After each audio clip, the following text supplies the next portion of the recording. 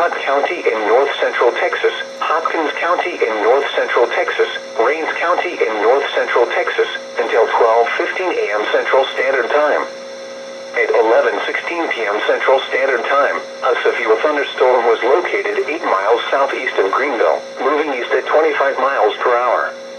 Hazard, 60 miles per hour wind gusts and penny-size hail. Source, radar indicated.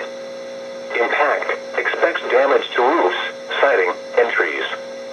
This severe thunderstorm will be can be around 11:40 p.m. Central Standard Time. Sulphur Springs around 12:10 a.m. Central Standard Time.